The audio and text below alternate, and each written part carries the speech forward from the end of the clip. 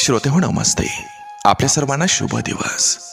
श्रोते हो, सध्याचा दिवस हे पावसाळ्याचा दिवस चालू आहेत.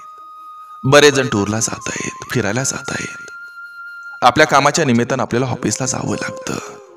पण श्रोते हो, कामावर किंवा ऑफिसला जायला उशीर झाला तरी चालेल, पण गाडी फास्ट चालवू नका आणि टू व्हीलर ही सुद्धा सावकाश चालवा.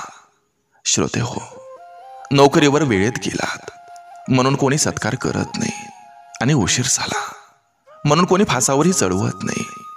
म्हणून श्रोते हो, आधी आपला जीव महत्वाचा आहे, नोकरी नाही. आपले आई वडील, आपला भाऊ, आपली बहीण, आपली बायको आणि आपली मुलं ही आपली येण्याची वाट बघत असतात. श्रोते हो, पावसाळ्याच्या दिवसात ट्रिपला जाताना धोक्याच्या ठिकाणी अजिबात जाऊ नका. पावसाशी, पाण्याशी, लाईटीशी कधी खेळण्याचा प्रयत्न करू नका. कारण श्रोते हो, आपला परिवार हा आपला सर्वस्व असतोय.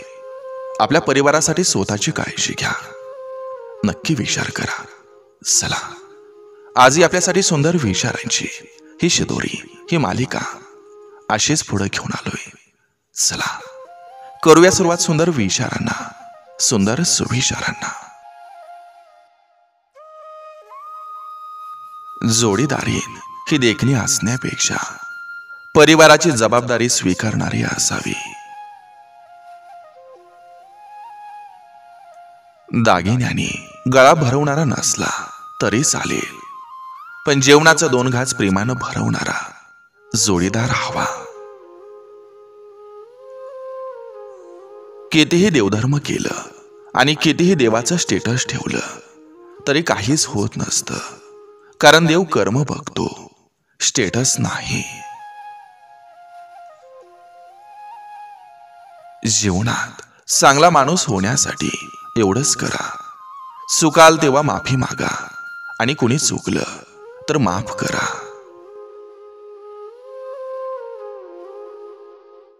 मानसिक समाधान आणि आपलेपणा मिळायला भाग्य लागतं. कारण सुखाचा शोध घेण्यासाठी शेवटी प्रत्येकाला झुरावं लागतं.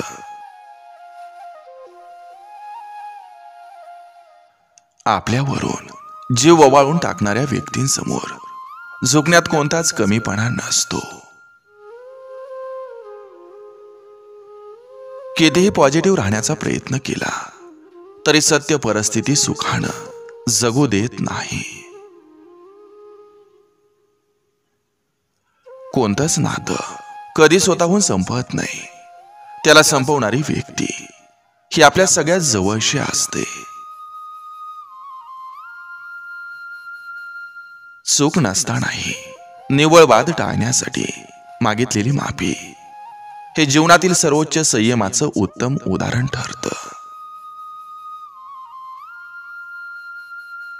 ज्यांची वेळ वाईट आहे त्यांच्या पाठीशी खंबीरपणे उभं राहा, पण ज्यांची नियत वाईट आहे त्यांना चुकूनही साथ देऊ नका.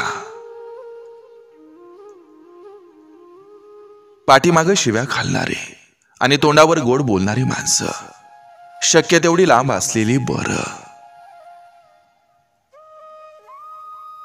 आयुष्यभर निभावलं तर प्रेमासारखं दुसरं सुख नाही.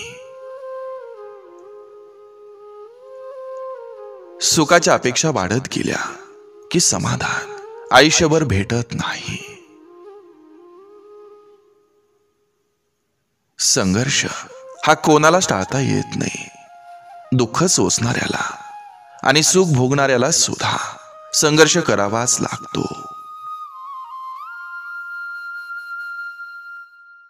कोणाची सवय लागायला वेळ लागत नाही, पण सवय मोडायला मात्र आयुष्य निघून जातं.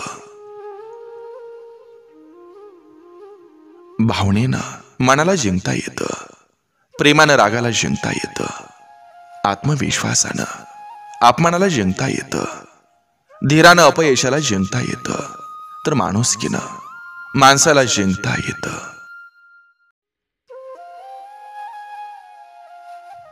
कधी कधी आपलं दुःख हे आपल्यापर्यंतच ठेवलेलं बरं असतं.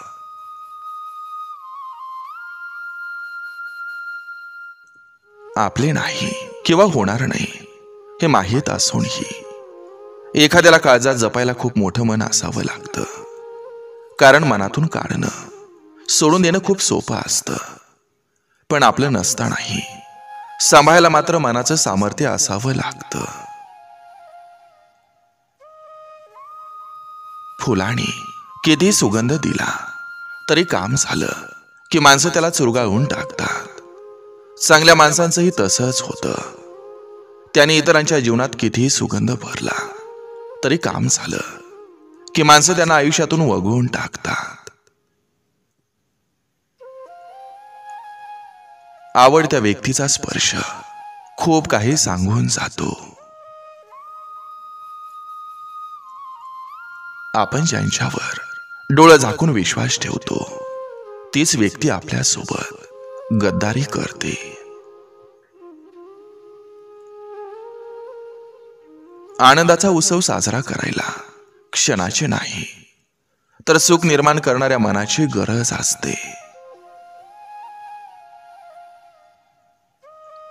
लोक कोणाविषयी काही चांगलं ऐकल्यावर संशय व्यक्त करतात आणि वाईट ऐकल्यावर लगेच विश्वास ठेवतात. आत्मसन्मान सोडून लाचारी स्वीकारणं ही प्रेमाची शेवटची पायरी असते.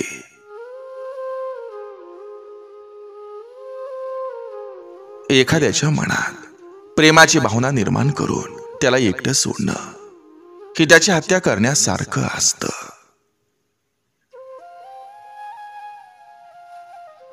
समोरच्या व्यक्तीची ऐकण्याची तयारी नसेल तर त्याला समजावून सांगण्यात काहीच अर्थ नसतो.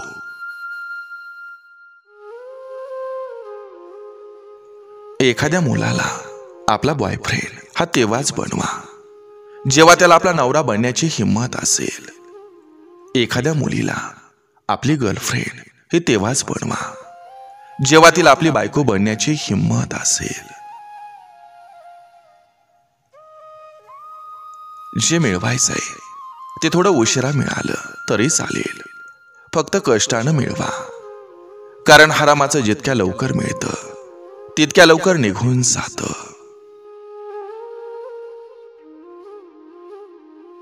काही गोष्टी या विसरता सुद्धा आल्या पाहिजेत तरच आपण पुढे आनंदी राहू शकतो.